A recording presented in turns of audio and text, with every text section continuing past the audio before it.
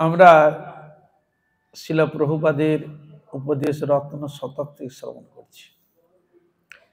শিল ভক্তি সিদ্ধান্ত শ্রী ঠাকুর প্রভুপাদ বলছেন, দীক্ষার অভিনয় ও দিব্যজ্ঞান লাভ এক নয়।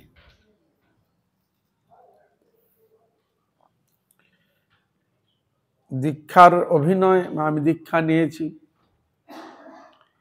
আর এটা হচ্ছে দিব্যজ্ঞান লাভ, এটা এক নয়।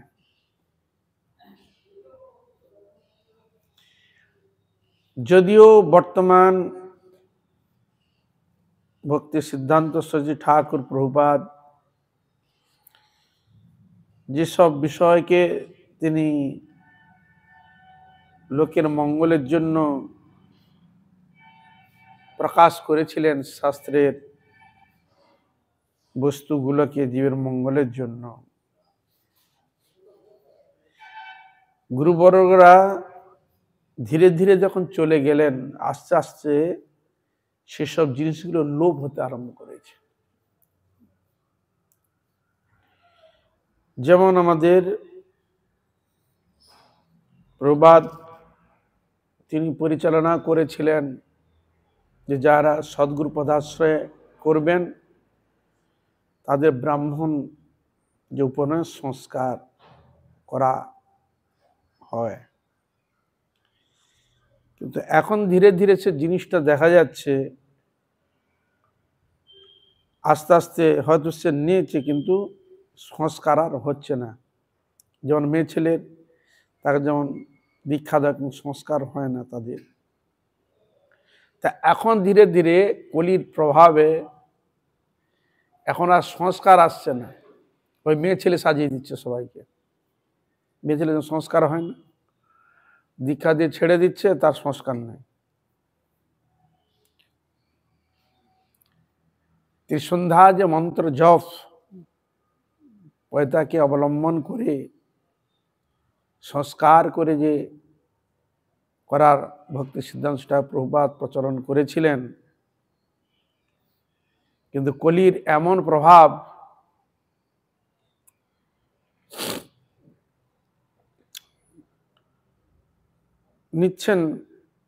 নিয়েছেন হয়তো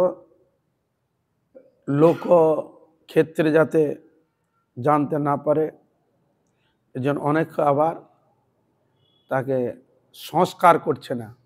মেয়ে ছেলেকে যেমন মন্ত্র দিয়ে ছেড়ে দেয়, এখন সেরকম চলছে।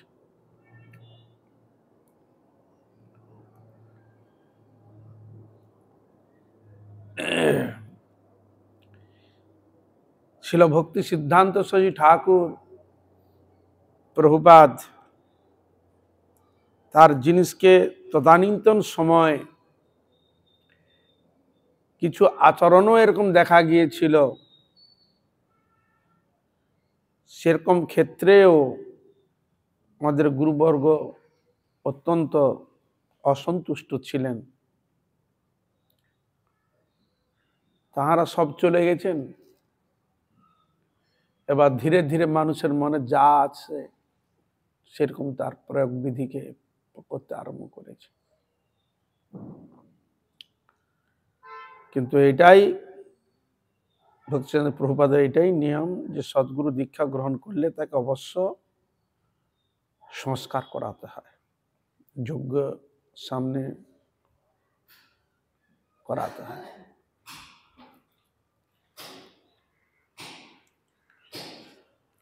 না করলে ছিল ভক্তি সিদ্ধান্ত শশী ঠাকুরের যে আদর্শটা সেটা লোপ পেয়ে যায়। আর ওই অনুসরণে আমাদের গুরুবর্গ ওই নিয়মেই তারা করেছিলেন।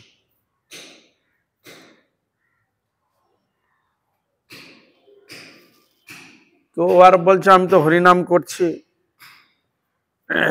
কিন্তু আমাদের গুরুবর্গরা হরিনাম নিলেও তাকে ঠাকুরের সেবায় রন্ধন আদি মন্দিরে তাদেরকে অধিকার দিতেন না, যতক্ষণ তার মন্ত্র দীক্ষার মাধ্যমে সংস্কার না হচ্ছে।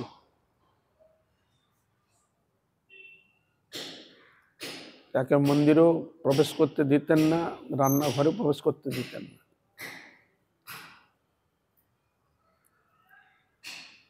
কিন্তু এখন বর্তমান সব চলছে।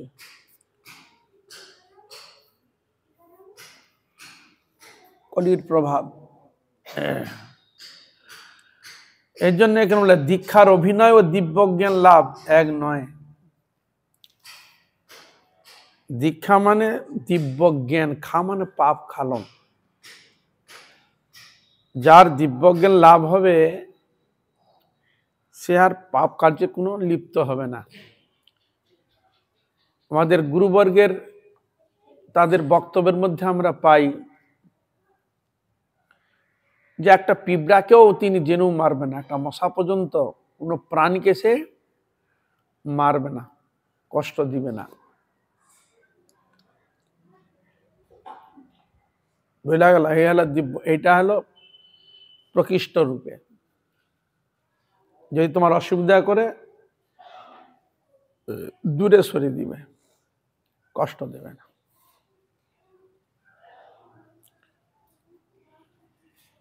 আর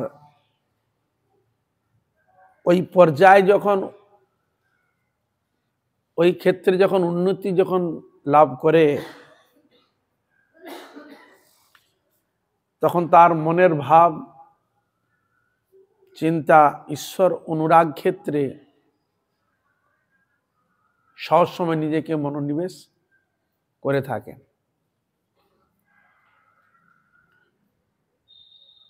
দিব্যজ্ঞান লাভটা কি আমাদের দীক্ষা নেওয়ার সঙ্গে সঙ্গে দিব্যজ্ঞান লাভ হয়ে যায়? হ্যাঁ, কালকে দীক্ষা নিলাম, মন্ত্র নিলাম, সংস্কার, আজকে আমার দিব্যজ্ঞান হয়ে গেল? বলছে না। সাধন করতে করতে করতে ওইটা অধিকার দেওয়া হলো। ভগবানের নাম গুণগান কীর্তন গুরু প্রদত্ত বস্তু নিষ্ঠা সহকারে জপ করতে করতে মন্ত্র শক্তি, গুরু শক্তির, ভগবানের কৃপা শক্তি তার মধ্যে সংযোজিত হয়ে যায়। তার মনের মধ্যে যেসব জিনিসগুলো আগে অর্জিত ছিল সেগুলো ধীরে ধীরে নষ্ট হয়। নষ্ট হওয়ার পর ধীরে ধীরে ভগবানের প্রতি ভক্তি অনুরাগ প্রকাশিত হয়, ওইখান থেকে কিছু হেঁটে যায়। এই জন্য তো অগ্নির কাছে মন্ত্র পুত করে এগুলো করে, এমনি নাকি? এগুলো এমনি কাজ?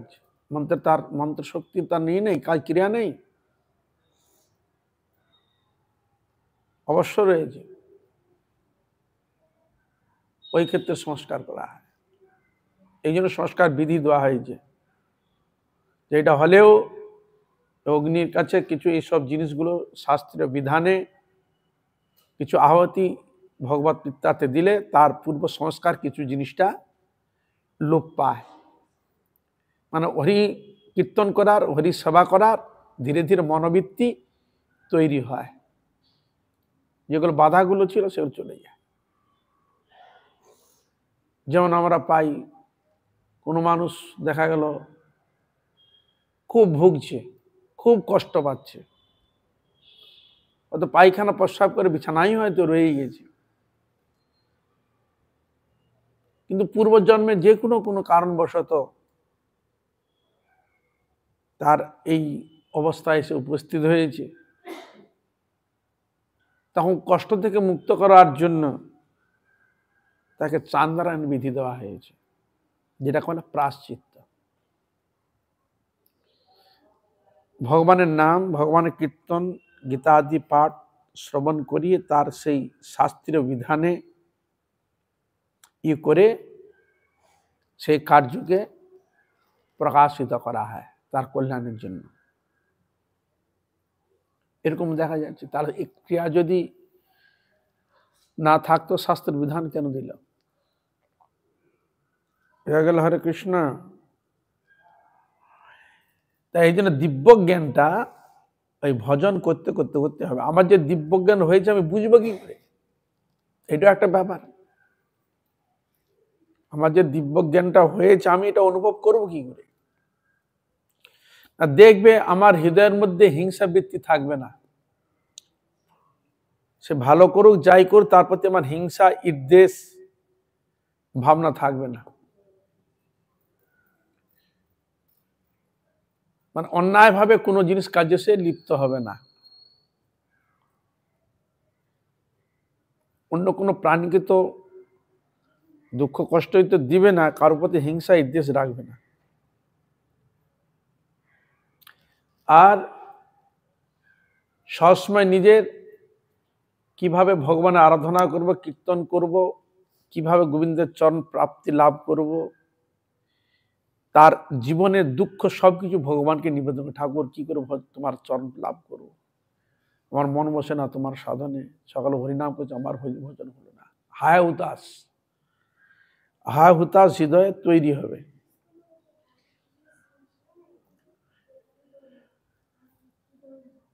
আর সাধুগুরু বৈষ্ণবের প্রতি শ্রদ্ধা অনুরাগ থাকবে। কেন এইগুলো থেকে যদি আমার শ্রদ্ধা তুলে নিয়ে আসি, তাহলে কিন্তু আমার ভগবান প্রতি অনুরাগ ভক্তি জাগ্রত হবে না, অপরাধ হয়ে যাবে। এই জন্য জ্ঞানত অজ্ঞানত কোনো কিছু ক্ষেত্রে ক্ষমা চেয়ে নিতে হয়। আমি জ্ঞানে বা অজ্ঞানে কোনো অপরাধ যদি করে থাকি, আপনারা আমাকে ক্ষমা করবেন। অজ্ঞানত মানে যেটা আমি জানি না সেটা অজ্ঞান হয়ে গেছে, আর যেটা তো করেছি সেটা জ্ঞানত। তা এই জন্য সেখানে ক্ষমা চেয়ে নিতে হয়। কেউ যদি নিজেকে অহংমম বড় ভাবনা করে, কেউ যদি তার নিজেকে বড় বলে জাহির করে,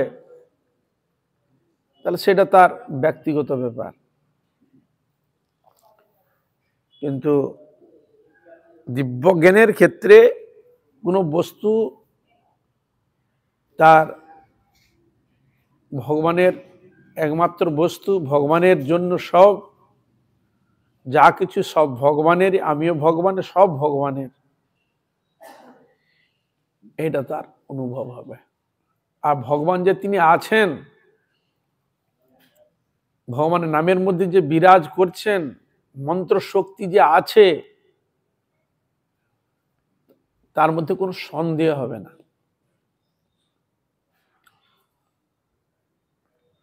আর সব সময় ভগবানের প্রতি যাতে ভক্তি রয়েছে, আরো কিভাবে ভক্তি লাভ করা যায়, আরো কিভাবে তার প্রতি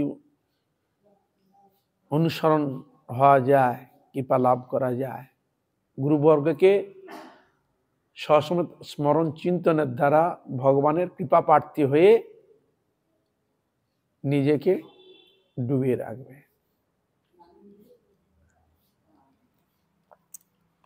আর কারো বিরুদ্ধে কোনো ক্ষেত্রে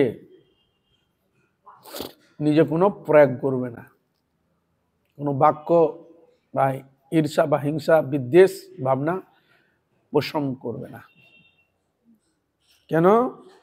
সকলেই আমার একই ভগবানের সন্তান, অমৃতস্য পুত্রা।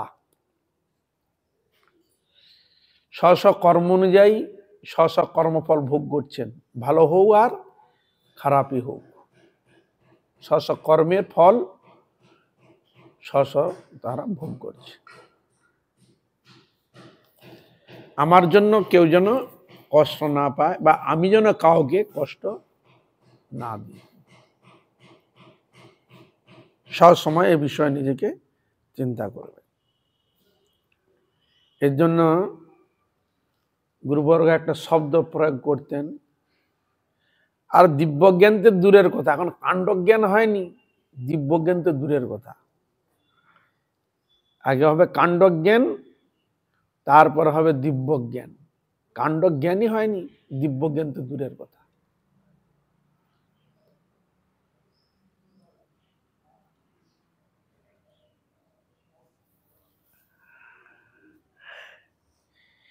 এই জন্য বললেন দিব্যজ্ঞানটা আছে যথার্থ রূপে সে জিনিসটাকে অনুভব করা। অনেক ক্ষেত্রে দেখা গেল সেই স্টেজে হয়তো সে অধিকার হয়তো নেই, নিজেকে হয়তো ভেবেছে আমার তো নেওয়া হয়ে গেছে, অনেকে এরকম ধারণাই থাকে, আমার তো মন্ত্র দীক্ষা হয়ে গেছে। কিন্তু গুরুর যে আদেশ, যে নির্দেশ, যে ত্রিসন্ধ্যা মন্ত্র জপ, নিত্য যে হরিনামের নাম গুণগান কীর্তন করা, ভগবানের সেবা করা, দেখা গেল সে কোনো আচরণ হয়তো করে না, বলে আমার দীক্ষা হয়ে গেছে। কে বলে হরে কৃষ্ণা, আমার তো দীক্ষা হয়ে গেছে, কিন্তু সে কোনো পালন করে না। কে বলেছে আমার দীক্ষা হয়ে গেছে? বুঝা গেল? হরে কৃষ্ণ। হ্যাঁ, এর জন্য এরকম নিজ ঘটনাগুলো ঘটে বলেই এই জন্য ছিল ভক্তি সিদ্ধান্ত প্রভুপাদের তার বলার অবতারণা। এরকম বললেন দীক্ষার অভিনয় ও দিব্যজ্ঞান, ওইটা হলো দীক্ষার অভিনয়। গুরুদেব যে নির্দেশ করেছে সেটা সে পালন করে নাই, ওইটা হচ্ছে দীক্ষার অভিনয়। আর ভক্তি সহকারে সেই সব আদেশ নির্দেশকে নিজে ভক্তি সহকারে তার প্রতি শ্রদ্ধা ভক্তি অবলম্বন করে নিষ্ঠা সহকারে সাধনে ব্রতী হয়েছে, আর ওর দিকে অগ্রসর হচ্ছে, উপরের দিকে সে যাচ্ছে। যিনি অপ্রাকৃত দিব্যজ্ঞানের অপব্যবহার করিবার মানুষে কপটতার বশবর্তী হইয়া গৌড়ীয় মঠের আনুগত্য স্বীকার করেন, তাহার সহিত গৌড়ীয় মঠের কোনো সম্বন্ধ থাকিতে পারে না বা নাই। দেখুন কি ধরনের কথার শব্দটা প্রয়োগ করেছে।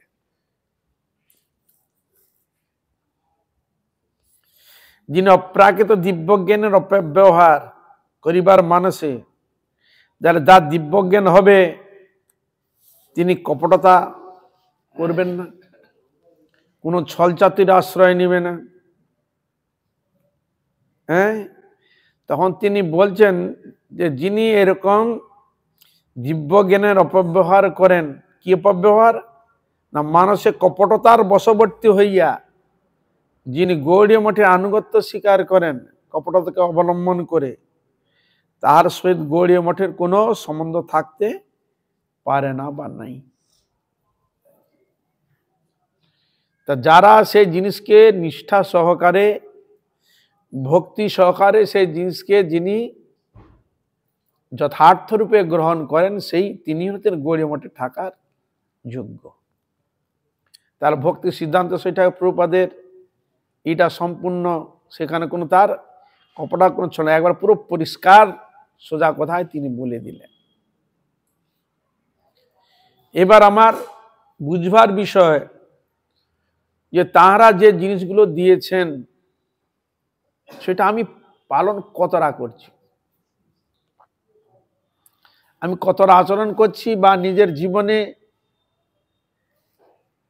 কতটা আমি প্রতিফলিত করতে পেরেছি। যদি আমি সেই নিয়ম নির্দেশ আদেশকে সুষ্ঠুভাবে যদি পালন করি, তাহলে সেখানে প্রভুপাদ গুরুবর্গ আমার প্রতি তার কৃপা আশীর্বাদ আমরা নিশ্চয়ই লাভ করতে পারব। যদি তার এই বস্তুর যদি বিপরীত ভাব যদি আমরা পোষণ করি, তাহলে ভক্তির সিদ্ধান্ত সেই ঠাকুর প্রভুপাদ আমাদের গুরুবর্গ আমাদের প্রতি অসন্তুষ্ট হবে, আমাদের প্রতি কৃপা আশীর্বাদ করবেন না। বোঝা গেল?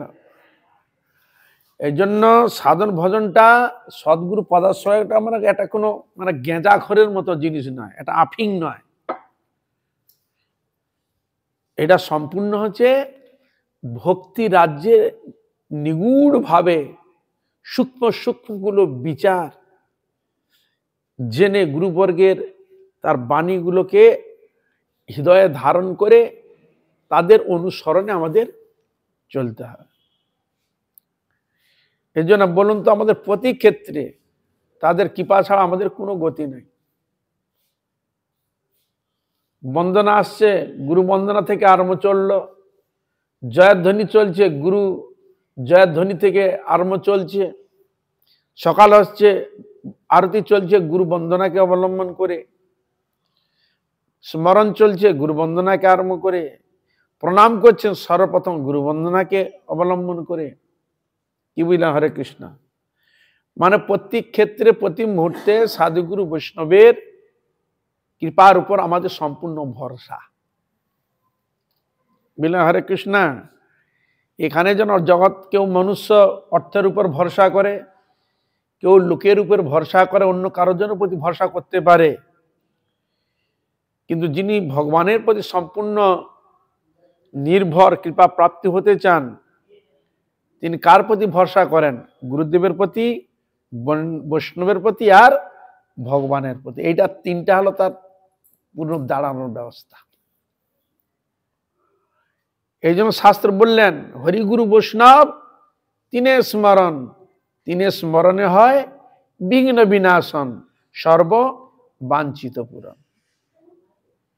বাদিত বলেছে এই তিনটি হলো আমাদের, তাদের স্মরণ চিন্তন সেবা করার এই তিনটি হচ্ছে আমাদের স্তম্ভ। ভক্তি, ভক্ত, ভগবান, হরিগুরু, বৈষ্ণব। ইনাদের কৃপা ছাড়া, ইনাদের স্মরণ ছাড়া আমাদের কোনো গতি না। আমরা কোনোদিন এগোতে পারবো না। এনাদের কেউ কাউকে বাদ দিয়ে নয়। গুরুকে বাদ দিয়ে বৈষ্ণবে নয়, আর বৈষ্ণবকে বাদ দিয়ে গুরুও নন, আর গুরু বৈষ্ণবকে বাদ দিয়ে ভগবানও নন। ভগবান ও ভক্তকে বাদ দিয়ে নয়। নিত্য সম্পর্ক, অবয়ব, কেউ কাউকে বাদ দিয়ে নাই। তাই গুরুর মহিমা, বৈষ্ণব মহিমা এবং ভগবত মহিমা, এই তিনটি মহিমাকে অবলম্বন করে ভক্ত তার জীবনকে নির্বাহ করেন, সময় অতিবাহিত করেন। হয় তিনি গুরু মহিমা কীর্তন করবেন, গুরু স্মরণ করবেন, চিন্তন করবেন, না হলে তিনি বৈষ্ণব স্মরণ, বৈষ্ণব চিন্তন, বৈষ্ণব কীর্তন করবেন, না হয় তিনি গৌর নিতাই রাধা গোবিন্দের গুণগান কীর্তন স্মরণ আদি করবেন। বুঝা গেল? হরে কৃষ্ণ। আর আমাদের কীর্তন তো তাই, প্রথমে গুরু বন্দনা আরম্ভ হচ্ছে, তারপরে বৈষ্ণব বন্দনা আরম্ভ হচ্ছে, তারপরে গৌর নিতাই রাধা গোবিন্দের কীর্তন চলছে। বন্দনাও করছেন গুরু বন্দনা, বৈষ্ণব বন্দনা, গৌর নিতাই রাধা গোবিন্দের বন্দনা, জয় ধ্বনিও দিচ্ছেন। তাই গুরু বন্দনা, বৈষ্ণব, গুরু জয়, বৈষ্ণবগণের জয়, নিতাই গৌর রাধা গোবিন্দের জয়। দেখো কিরকম সম্পর্ক, দেখুন তো। মানে নিত্য সম্পর্ক তাদের সঙ্গে। এটা যেন আমরা ভুলবশত যেন তাদেরকে ভুলে না যাই। শুধু আমাদের মধ্যে বিচারটা কি আছে লৌকিক দৃষ্টিতে, না এই দোষ, ওই দোষ, সেই দোষ, তুমুক এই জিনিসগুলো আছে। এইগুলো বিশেষ করে আমাদের চোখের সামনে, এইগুলো আমরা বিচার করি। শাস্ত্রের দৃষ্টান্তে বললেন, বলে ও দোষ তার থাক, পূর্ব কর্ম অরিজ তার, সেই দোষের ফল সে পাবে। ওই দোষটা দেখে তুমি ওর প্রতি বিচার করো না। কেন? ওই দোষ, তুমি যদি ওই দোষটা দেখতে যাও, ওই দোষটা তোমার ঘাড়ে এসে পড়বে। তার মানে তুমি পুরা দোষী হয়ে, তুমি দোষদুষ্ট হয়ে যাও। এই জন্য এই শব্দকে বুঝাবার জন্য কি বলা হয়েছে? বলে ঘেউ মাছি। এই শব্দকে, জিনিসটাকে বুঝাবার জন্য কি, যারা সবসময় দোষ দেখে তাদেরকে বলা হয় ঘেউ মাছি। ঘেউ মাছি তো কেন বলা? ওই ঘা যেখানে কাটা ছাটা হবে, রক্ত বেটা ওইখানে বুঝবো, ছাড়া কোথাও বুঝবে না। আর যিনি দোষ দেখেন, তার কাছে যদি যত ভালো গুণান্বিত ব্যক্তিকে আপনি দেখেন না কেন, বলে গুণ আছে বলছে, দেখি ওর দোষটা কোথায় আছে, দেখি ও ঘুরে ঘুরে ঘুরে ঘুরে ও দোষটা খুঁজে বের করবে। এই জন্য আরো উদাহরণ দিচ্ছেন, বলে সুন্দর একটা আপনি মন্দির করলেন, স্বর্ণ মন্দির, একবার সুন্দর, কোথাও কিছু ফাঁক ফোকর রাখেন না। কিছু পিঁপড়া যদি ঢুকে ওই মন্দিরে, ও কি খুঁজে জানেন? এদের ওদের ঘুরছে কেন? ও করছে গর্ত, ছিদ্র খুঁজছে।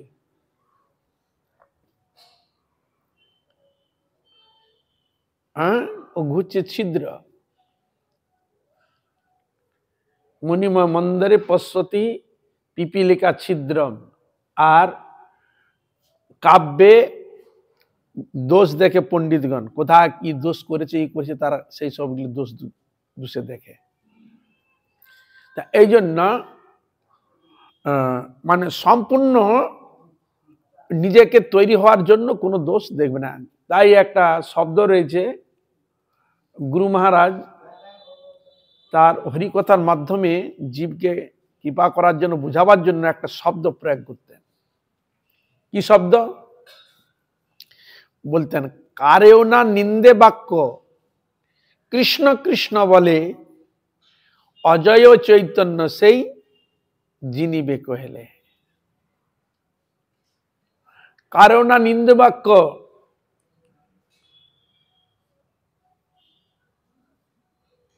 তার মধ্যে এই ভাবনা থাকে আমি কাউরে নিন্দা বন্দা করব না। আর একটি শব্দ রয়েছে, সবে মাত্র ভজন করে এই মাত্র জানে। আমার ভজন করতে হবে, আরাধনা করতে হবে, জগতে তো এরকম দোষ ত্রুটি বহুত কিছু চোখের সামনে পড়বে, ওইসব দেখে তো আমার কোনো লাভ নেই। এইটুকু জানে আমরা হরি ভজন করতে হবে, হরি আরাধনা করতে হবে। গুরুদেব যেগুলো বলেছেন সেগুলো আমি যথার্থভাবে চেষ্টা করি যতটুকু পারি হরি ভজন করার জন্য। সে এই নেই তার ব্যস্ত থাকবে। তা যেদিন থেকে সদ্গুরু পদাশ্রয় লাভ করা হলো, আগে যা করেছি, যা মনোবৃত্তি, যা ভাবনা নিয়ে করেছি, যেদিন থেকে সদ্গুরু আশ্রয় হলো সেদিন থেকে তার সম্পূর্ণ মন অন্য কারো দিকে দোষ দৃষ্টি না করে, দোষ গুণ না দেখে নিজের ভজনের দিকে নিজে মনকে নিবিষ্ট করতে হবে। তাকে সেদিন থেকে গুরু পদাশ্রয় করে হরি ভজনে কিভাবে হরি সুখ দেওয়া যায়, কি করে সাধুগুরু বৈষ্ণবের প্রীতিবিধান করা যায়, এইটা হবে তার মূল লক্ষ্য। এইটা হবে তার মূল লক্ষ্য। কে কি করছে, ওটাই কি করছে, এটা তার লক্ষ্য নাই। লক্ষ্য কি? হরিভজন। আর আমি কতটা করলাম হরিভজন, আমি কতটা করলাম হরি সেবা, এই 24 ঘন্টার মধ্যে আমি সময়টা কিভাবে অতিবাহিত করলাম, সে বিচার সে করবে। এই জন্য তিনি বলতেন, কারেও না নিন্দে বাক্য, কৃষ্ণ কৃষ্ণ বলে, অজয় চৈতন্য সেই জিনিবে কহেলে। তিনি যা হয় এই যে নিষেধ করেছে শাস্ত্রে, কারো দোষ দেখবে না। কারণ বদ্ধজীব তো, আমাদের মতো কত দোষ। পৃথিবীতে এমন কোন দোষ ব্যক্তি দেখা যায় না যে তিনি একবারে ধোয়া তুলসী পাতা, অন্য কোনো কিছু ত্রুটি থাকবেই। তাহলে বদ্ধজীব হলাম কি করে? থাকবেই। আর দোষ যদি দেখতে আমরা বলিনি যে ভগবান একমাত্র তিনি নির্দোষ, তিনি একমাত্র পূর্ণ গুণে গুণান্বিত, এই তো। কিন্তু তদানীন্তন সময় যারা ভগবত বিরোধী ছিল তারা তার দোষ দেখেনি। কি বললেন? হরে কৃষ্ণ। হ্যাঁ, কত রকম দোষ দিয়েছে। যেটা অবতারণা হয়ে যে শিশুপালকে বধ করলেন, তার মা বলছেন 4টা হাদিনের জন্মগ্রহণ করেছিল, সেখানে দৈব মানি হলো আর 4 হাত হলো। ওই তো, তাহলে এর যাকে দেখলে এর 2 হাত নষ্ট হয়ে যাবে, জানবে সেই হবে আর শত্রু। হরে কৃষ্ণ। তা কৃষ্ণ যখন গিয়েছে, তাকে যখন হয়ে গেছে, তখন জানতে পারলো তাহলে কৃষ্ণ মাধ্যমেই কিছু হতে পারত। কৃষ্ণকে বলছে, বাবা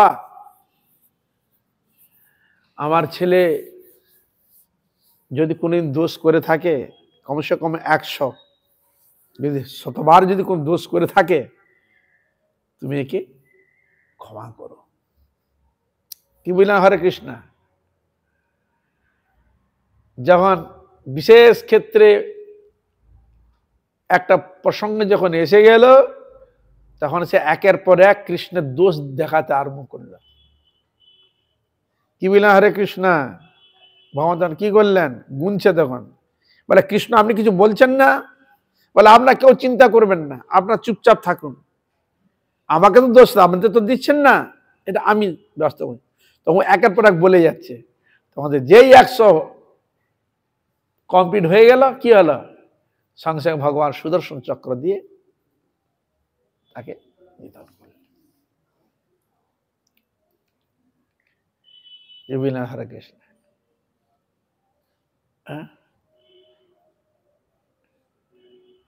ভগবানের দোষ দেখছে।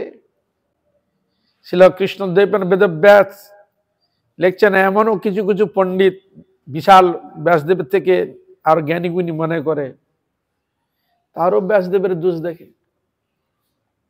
ভগবানও তো দেখেই, কিন্তু দেখে তার সাধুগুরু বৈষ্ণবকে দোষ দেখে না। জগতের জীব অতরঞ্জিকে দেখে।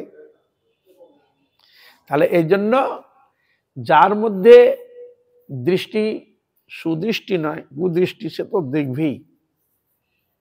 এ নিয়ে থাকলে হবে না যে ও দেখছে আমি দেখবো না কেন, এই বিচারটা নয়। তুমি দেখো তোমার মধ্যে কি দোষটা আছে, সেটা তুমি সংশোধন করো। ওই জন্য এখানে গুরুমাঝেটা খুব সুন্দর লেখা ছিল এখানে, লোকের দোষ দেখার আগে নিজেকে আগে দেখবি, নিজেকে শোধন করবি, তোমার মধ্যে কোনো দোষ আছে কি না। আগে তুমি বিচার করিবে, অপরের দোষ দেখার আগে তোমার কি দোষ আছে তুমি সেইটাকে সংশোধন করবে, দেখবে। না না তুমি বলতে এসে মশা তুমি তো এই দোষে দোষী, কেউ কম কেউ বেশি, কিছু না কিছু রয়েছে। এই জন্য দোষ থেকে যে যত দূরে থাকতে পারে, দোষ না দেখে ভালো গুণটা দেখতে হবে। এই জন্য জড় জগতের লোক জড় দোষগ্রাহী, দোষ দায়টা গুণ, দোষকে তারা দেখে। আর উচ্চকোটি বৈষ্ণব যথার্থ যিনি সাধু, তিনি তার ওই দোষটা দেখে। তার দেখে এই হাজার দোষ থাকলেও ওর মধ্যে যে একটা মহৎ গুণ আছে, ওই গুণটাই সকল দোষকে শোধন করে দিয়ে ওর উন্নত স্টেজে সে যেতে পারে। সেই গুণটাকে দেখে যে একটা মহৎ গুণ আছে, হাজার দোষ থাকলেও ওই মহৎ গুণটা আমার মধ্যে নেই, যেটা ওর মধ্যে আছে। হাজার দোষ থাকা সত্ত্বেও ভগবান একটা এমন গুণ দিয়েছে যেটা আমার মধ্যে ওই গুণটা নাই। হরে কৃষ্ণ। তাহলে ওই গুণটা আমি নাই, তার ওই গুণটা থেকে হাজার দোষ থাকলে ওই গুণটার ভালো, কিন্তু আমি যখন বিচার করে দেখছি ওর মধ্যে যে ভালো গুণটা আছে ওইটা আমার মধ্যে আছে কিনা। বিচার যদি করে দেখো ওই গুণটা আমার মধ্যে নাই। কি বললেন? হরে কৃষ্ণ। তাহলে তিনি ওই গুণে আলোকিত। তা এই জন্য সাধুগুরু বৈষ্ণবগণ তারা জানেন যে এদের দোষগুণ থেকে যদি মুক্ত করতে হয়, একে ভগবানের কথাই শ্রবণ করিয়ে ভগবানের প্রতি ভক্তি শ্রদ্ধা প্রকটিত করে এদের সব ওই দোষ থেকে মুক্ত করে গোবিন্দের চরণে কিভাবে নিয়ে যাওয়া যায়, কিভাবে আরাধনা করে গোবিন্দের কাছে নিয়ে যাওয়া যায়, সেই বিষয়ে আর ব্যবস্থা। নাহলে যদি দেখে সব দোষী, তাহলে কেউ প্রচারে যাবে, কেউ হরিনামের কথা বলবে। আর মহাপ্রভু আর বলে যারা দেখে তার কহ কৃষ্ণ উপদেশ, তিনি জানেন না মহাপ্রভু কোথায় কি, সে দোষী হোক যাই হোক, সবাইকে ওই একটাই কথা কি, যার দেখো তারে কহ কৃষ্ণ উপদেশ। সবাইকে হরি ভজনের কথা বলবে, হরি আরাধনার কথা বলবে, এইটাই তো নিয়ম। ছিল ভক্তি সিদ্ধান্ত শ্রী ঠাকুর প্রভুপাদ তিনি তাই তো প্রচারের আদর্শকে এইভাবে দেখিয়েছিলেন। আপনারা যান, আপনারা হরিনাম প্রচার করুন, মহাপ্রভু যে বাণী প্রচার করুন। যারা এরকম শ্রদ্ধালু অনুরাগী, যারা হরিকথা শ্রবণ করবেন, কীর্তন করবেন, তারা ধীরে ধীরে ভগবানের প্রতি আকর্ষিত হয়ে গোবিন্দের সেবায় নিযুক্ত হবেন। আবার যারা এখনো হয়নি, তারা ধীরে ধীরে কোনো না কোনো সময় তারাও একদিন না একদিন আসবে। এই জন্য বৈষ্ণব বন্দনার যে লাস্টের দিকে শব্দটা রয়েছে না, মহাপ্রভু কৃপা পেয়ে দেবকী নন্দন নাম হলো চাপাল গোপাল।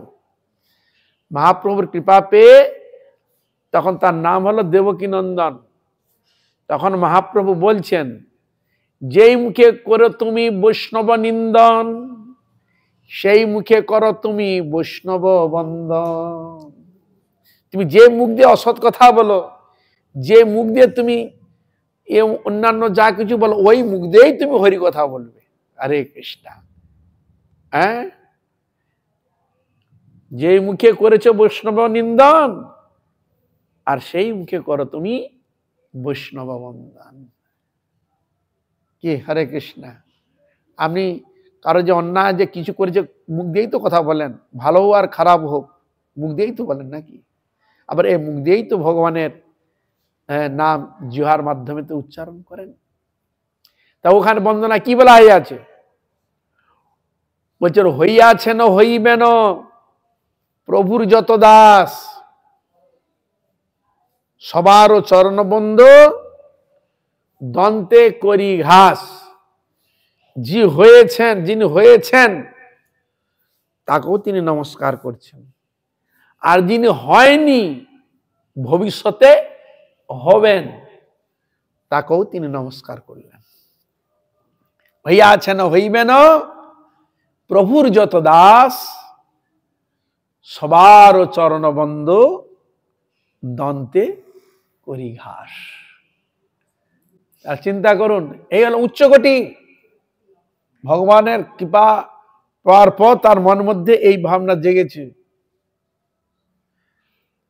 তাহলে এই জন্য যারা উচ্চকোটির যারা হয় ছিল তুলসীদাসজি, তিনিও তার বক্তব্যে দেখা যায় তিনি পশু পক্ষী কীট পতঙ্গ সাধু অসাধু সকলকে তিনি নমস্কার প্রণাম করেছেন। কি বুঝলেন? তারা কি আমাদের দোষ দেখেন? না। জীবে সম্মান দিবে জানি কৃষ্ণ অধিষ্ঠান। জীবের মধ্যে নাই, প্রত্যেকটি প্রাণীর মধ্যে নাই, প্রত্যেকটি মনের মধ্যে নাই। তিনি হয়তো হাজার দোষে দোষী, তার মধ্যে কি ভগবান নেই? তার মধ্যেও তিনি দেখছেন। বুঝলেন? হরে কৃষ্ণ। তার মধ্যে কে শত্রু কে মিত্র এই তার ভাব নাই, তার ভাব একটাই, সকলেই আমার মিত্র। তা এই ভাবনা যদি না থাকে তাহলে আমাদের বৈদিক আদি শাস্ত্রের এই শব্দটা কেন সংযোজন হয়? বসুধৈব কুটুম্বকম। কি বললেন? হরে কৃষ্ণ। বসুধৈব কুটুম্বকম এর অর্থ কি? পৃথিবীতে যারা রয়েছে সকলেই আমার আত্মীয়। কি সকলেই যদি এই ভাবনা যদি হয়, সে দেখবে ওই দোষী দোষী বসে দেখবে? কোনদিন দেখবে না। তাহলে বসুধৈব কুটুম্বকম, তাই অর্থ যদি নিয়ে আসে তাহলে দোষ ত্রুটি দেখলে তার বসুধৈব কুটুম্ব শব্দের যথার্থ তার মূল্যায়ন দেওয়া যাবে কি?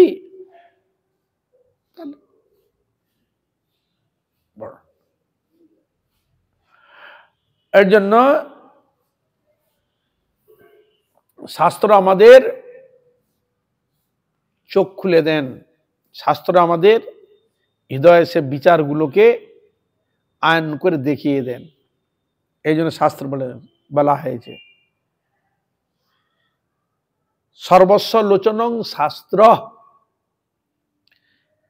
আমাদের লোচন মানে চোখ, শাস্ত্র হচ্ছে আমাদের চোখ।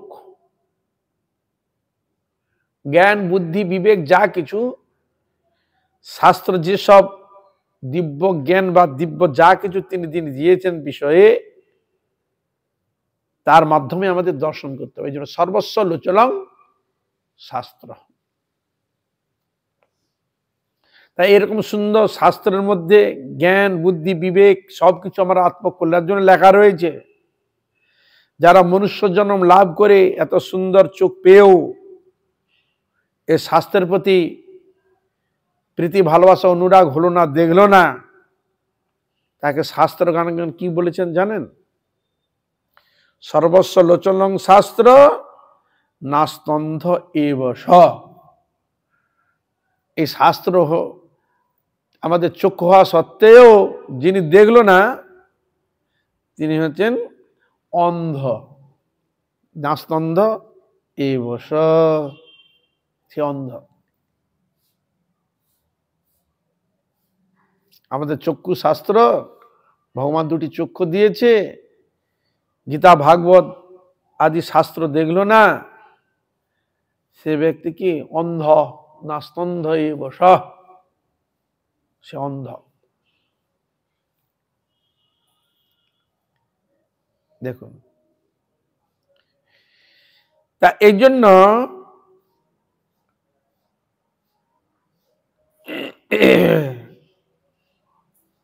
প্রত্যেকটা জিনিস শাস্ত্রের সঙ্গে, গুরুর বক্তব্যের সঙ্গে তার দুইটা যেন মিল থাকে, বুঝলেন? বক্তার শাস্ত্রের সঙ্গে যেন তার সম্পূর্ণ তার মিল থাকে, মানে যিনি বলবেন শাস্ত্রের বাইরে বলবে না। আমার গুরুদেব এমন কথা বলেন শাস্ত্রে নেই, তা হবে না।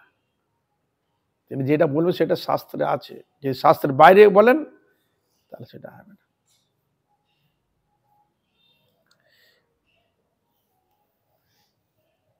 সকলেরই একই উদ্দেশ্য, একই সেবা স্বার্থ থাকিলে কোনো প্রকার বিরোধের সম্ভাবনা হয় না। শিল ভক্তি সিদ্ধান্ত ঠাকুর প্রভুপাদ বলছেন, বলে সকলে যদি একই উদ্দেশ্য, হরি ভজনে যদি একই উদ্দেশ্য, হরি কীর্তন, হরি সেবা, সাধুগুরু বৈষ্ণবের সেবা, ভগবানের সেবা, আমাদের সকলে যদি এরকম একই উদ্দেশ্য হয়, সেখানে কোনো বিরোধ হবে? মত বিরোধ হবে কি? অত কথা নয়, অত কথা নয়। সেখানে সকলের একই উদ্দেশ্য, একই সেবা স্বার্থ থাকিলে কোনো প্রকার বিরোধের সম্ভাবনা হয় না। সেখানে আপাতত বিরোধ প্রেম পর সেবা উৎকর্ষ সাধনেই পর্যবসিত হয়। এখানে একটি শব্দ রয়েছে, হয়তো সেই একই ভগবানের সেবা ক্ষেত্রে কেউ তো দেখা গেল এ করতে গেলে একটু সময় যাবে, কষ্ট পরিশ্রাদ্ধ আছে, হয়তো এইটা করলে আরো সুষ্ঠুভাবে করা যেতে পারে, এ তো তার বক্তব্য পেশ করতে পারে, এটা বিরোধ নয়, যাতে ওই সেবাটা আরো সুন্দরভাবে ভালো করে করা যায়, প্রীতি সহকারে করা যায়, সেখানে বক্তব্য নিতেই পারে। শোনা যায় আমাদের গুরুবর্গের মুখে, ছিল পরম গুরুদেব নাকি ছিল ভক্তি প্রজ্ঞান কেশব গোস্বামী মহারাজ, যখন কিছু একটা করতে যান অনেক সময় তার আশ্রিত জনকে বলতে, তুমি বলো তো এটা করতে কি করলে ভালো হয়? বলে আমি সব জানা, আমি আমার কথা, আমি তো ওসব কিছু, আর তোমার বক্তব্য শুনি তো, তোমার যদি সেটা ভালো আমি নেব, কে হরে কৃষ্ণ, তোমার যদি বক্তব্য সেটা ভালো সেটা আমি নেবো, যদি না হয় সেটা আমি নেবো না। তোমার তোমার মধ্যে মানে তুমি জানতে, তোমার মধ্যে এই বিষয় কি অভিজ্ঞতা হতেই পারে, তোমার অনেক রকম অভিজ্ঞতা থাকতে পারে, আমার থেকে যে অন্তত আমি যেটা জানি আমার থেকে সে তো আরো ভালো জানতে পারে, আমি যেটার মধ্যে পারদর্শী সে তো আরো ভালো পারদর্শী হতেও পারে। জ্ঞানের বিকাশ সকলের মধ্যে সবসময় একই রকম থাকে না, এক একজনের স্ব স্ব কর্ম অনুযায়ী ঈশ্বর কর্তৃক এক একজনের বিচার ভাবনা আলাদা থাকতেই পারে সুষ্ঠুভাবে করার জন্য। তুমি বলো না, তুমি যেটা বললে, তখন তিনি তার বক্তব্য বললেন, এই তো তুমি বলতে পারো, তো বললে ভালো, আচ্ছা ঠিক আছে, আর কি বলে তুমি বলো তো এই বিষয়ে কি করলে, তোমার বক্তব্য কি? উনি তো একটা বললো, তুমি কি বলতে যাও বলো, তোমার বক্তব্য, তুমি এটা বলো কিছু। তা এরকম নাকি উনি বলে বলে তাদের যাচাই করতেন। হরে কৃষ্ণ, সত্যি তো তাই। আপনি কি আপনার ছেলে বলেকে যে মাস্টারকে দিয়ে পড়াশোনা করে জিজ্ঞাসা করেন, বলো তো এই বিষয়ে তুমি কেমন পারো? আবার একজনকে ধরে না, তুমি বলতো এই বিষয়ে কেমন জানো কি? হরে কৃষ্ণ, এটা তো পরীক্ষা করতেই পারে, জানতেই পারে, এটা তো শিক্ষণীয়। সেটাকে মত বিরোধ বলা যাবে না, মত বৈশিষ্ট্য। কেন আমাদের দেখতে চারজন আচার্য, শ্রী ব্রহ্মরুদ্র সনক আছে কিনা? শ্রী সম্প্রদায়ের আচার্য কে? রামানুজ আচার্য। মধ্য সম্প্রদায়ের মধ্যাচার্য, ব্রহ্ম সাহিত্য, আচ্ছা মধ্যাচার্য ব্রহ্ম সম্প্রদায়ের। আর রুদ্র সম্প্রদায়ের বিষ্ণু স্বামী, আর সনক সম্প্রদায়ে নিম্বাগ্রাচার্য। ওই একই তত্ত্ব বিষয়ে তারা প্রকাশ করেছেন, বক্তব্য পেশ করেছেন, সেটা মত বিরোধ নয়। সেটা কি বলা হয়েছে? বলছে মত বৈশিষ্ট্য। হরে কৃষ্ণ। ভগবানের সেবার, ভগবানের গুণগান কীর্তন তত্ত্ব সিদ্ধান্ত বিচারে তাদের এটা মতবিরোধ নয়। বিরোধ বলা সাধারণ জড় ব্যক্তির ক্ষেত্রে মতবিরোধ বলা যায়। তারা ভগবানের নিজজন, অত্যন্ত উন্নত কোটির, তাদের মধ্যে ত্রুটি দোষ থাকে না। এটা তার মত বৈশিষ্ট্যকে প্রকাশ করেছে ভগবান সেবার নিমিত্ত, জগৎকে আলো দেখানোর নিমিত্ত। এটা মত বিরোধ নয়, মত বৈশিষ্ট্য। হরে কৃষ্ণ। তা এই জন্য ছিল ভক্তি সিদ্ধান্ত সই ঠাকুর প্রভুপাদ বলছেন, সকলের একই উদ্দেশ্য, একই সেবা থাকিলে কোনো প্রকার বিষয়ে বিরোধের সম্ভাবনা হয় না। সেখানে আপাত বিরোধ প্রেমরূপ সেবার উৎকর্ষ সাধনই পর্যবেসিত হয়, উৎকর্ষকে প্রকাশ করার জন্য। আবার দেখা যায় মাঝে মাঝে চৈতন্য চৈতন্যের আলোচনা করা যায়, মাঝে মাঝে সেখানে অদ্বৈত আর নিত্যানন্দ প্রভুর সঙ্গে মাঝে মাঝে কি হচ্ছে, হরে কৃষ্ণ, নিত্যানন্দ প্রভু অদ্বৈত প্রভুর সঙ্গে কোন্দল, হরে কৃষ্ণ, দুজনের মধ্যে। তখন বলছে এটা কি ঝড়ঝাটি, বলছে ওটা ঝড় নয়, ওটা হচ্ছে প্রেম কোন্দল। ওর মধ্যে প্রেমের বৈশিষ্ট্য তাদের মধ্যে থাকার জন্য এই প্রেমের উৎকর্ষটাকে এরা প্রকাশ করছেন। স্নেহ প্রীতি সব রয়েছে, একটা নাম দিলেন কি, বলে প্রেম কোন্দল। এরকম রয়েছে। যাই হোক, আমাদের যেন হরিগুরু বৈষ্ণবের সেবার প্রতি আরো যাতে অনুরাগ হয়, প্রীতি ভালোবাসা জাগে, গুরুবর্গের যেন আদর্শ, সেগুলো যেন তাহাদের কৃপাকে যেন অবলম্বন করতে পারি, তাদেরকে যেন অনুসরণে যাতে চলতে পারি, ভগবানের হরিগুরু বৈষ্ণব যাতে সেবা করতে পারি, এই ভাবনা যাঞ্চা করে সকল বৈষ্ণব বৈষ্ণবী সকলের চরণে অধমের যথাযোগ্য দণ্ডবত প্রণাম করতে এখানে রাখি। আপনার কৃপা করুন, আশীর্বাদ করুন, যেন এইভাবে হরিগুরু বৈষ্ণবের মহিমা গুণগান কীর্তন করে আমার পাপিষ্ঠ জনকে যেন আমি ধন্য করতে পারি। হইয়াছেন হইবেন প্রভুর যত দাস, সবার চরণবন্ধ দন্তে করি হাস। হরে কৃষ্ণ হরে কৃষ্ণ কৃষ্ণ কৃষ্ণ হরে হরে, হরে Ram Ram Ram Hare Hare.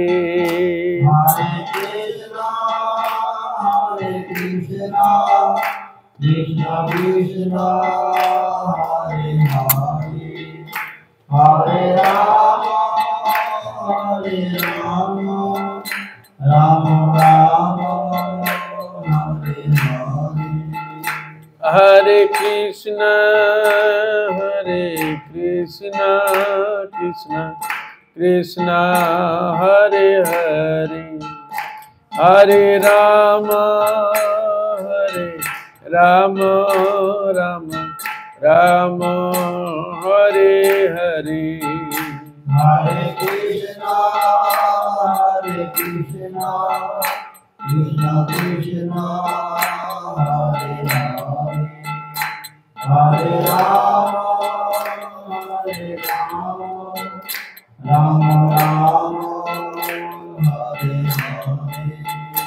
Hare Krishna Krishna Krishna Hare Hare, Hare Rama Rama Rama Hare Hare. Hare Krishna Krishna Krishna Hare Hare, Hare Rama Rama Rama Hare Hare. Nitai गौर हरि बोल, हरि बोल, हरि बोल, हरि बोल।